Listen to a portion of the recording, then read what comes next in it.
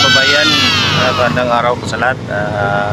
Dito tayo sa lugar ni Mamang Inday. At tingnan natin kung saan talaga yung area na na-aksidente yung bata na si Kikang. So tara, tingnan natin. Bali dito yung daanan. Galing yung motorcycle doon sa taas. May parang kuliklik na mayroon siyang lagayan sa mga produkto sa side by side ba. Tapos doon siya sa taas galing. Baba siya dito. Ayun. Hindi makita kasi may mga mga punong kahoy. Kaya, tapos dito yung dumaan yung motor. Hanggang dito. Ganyan. Ay, nandito pala yung angkol ko.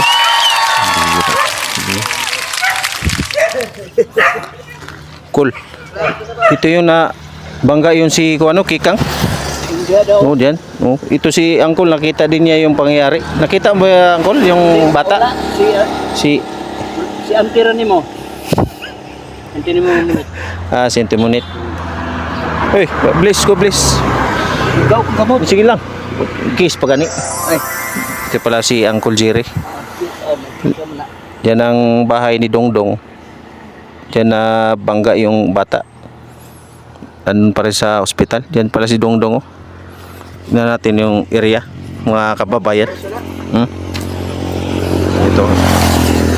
Si Antimonit pala yung nakakita na nagbangga yung si Kikang. Ito si Robert. Hi guys. Robert, ba't yan sila? Magandang lalaki.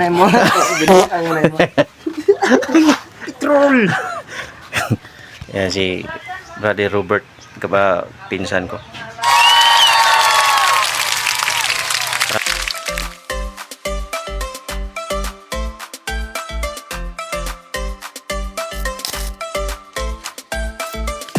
Dito yung kuan sa bayabas na yun. Kumuha sila ng mga bayabas na wild. Galing sa school yung bata. Yung dalawang pamangkin namin ni Brother Ralph dito. Ito yung bayabas. Siguro dito. Yan, galing sila dito. Ito yung mga bata galing sa school. Tapos mahilig man sila umakyat dito sa puno. Yan. Pagkatapos nilang kumuha ng mga bayabas dito. Ito pa yung bakas. Ito pa yung bakas ng mga bayabas. Medyo blind spot talaga. Blind spot, no? Ito, takbo sila rito. Bata. Pagdating dito, tapos may motor na dumaan. Pagdaan sa motor, hindi nakita. Kasi may nakaharang dito ba? Baga dito sila. Yan. Tapos biglang lumabas yung diyan. Ito pala yung motor na nakasagi sa kay Kikang, sa bata ni Brother Elijah. Lapad no, lapad. Medyo malapad din pala. Kaya yung bata na tamaan sa kanyang tagiliran. Sa yung sa harapan nakabuka. Oo. Para ding sasakyan to. Kung mapansin nyo.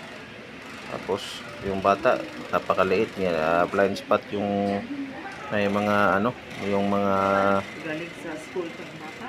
blind spot yung mga halaman doon sa tabing daanan. Galing sila nagkuha ng yung bayabas at nasagi sa kanyang motor na punong-puno ng mga crates, basket. Area. Kita nyo yung area, matabi talaga ng kalsada. Tapos may mga bulak-bulak. Tapos yung punong bayabas din sila nagkuha-kuha. Yan. Dito blind spot kaya nabangga yung right side ng bata dito. Paglabas dito natamaan yung liver.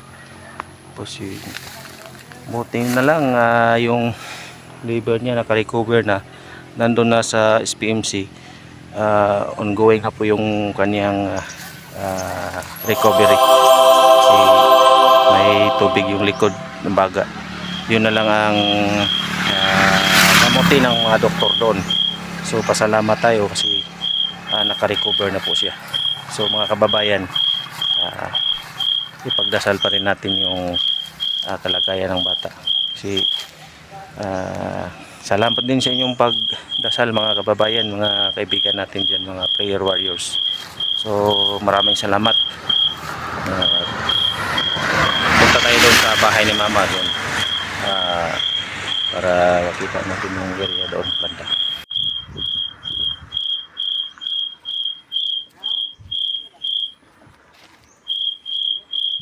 Ay motor. Yan.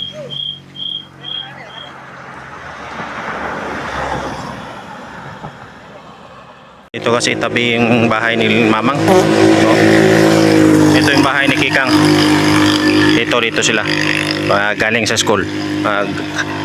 Sa pasyal sa may puno. Yan, dito. Tabi kasi ng bahay, ang bahay nila tabi ng kalsada.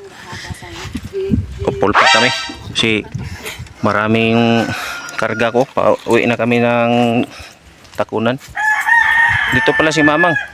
Mag-visit siya kay Kikang dun sa Davao. Ano masabi mo, Ma? Ibis na talaga ang apo ko. Sana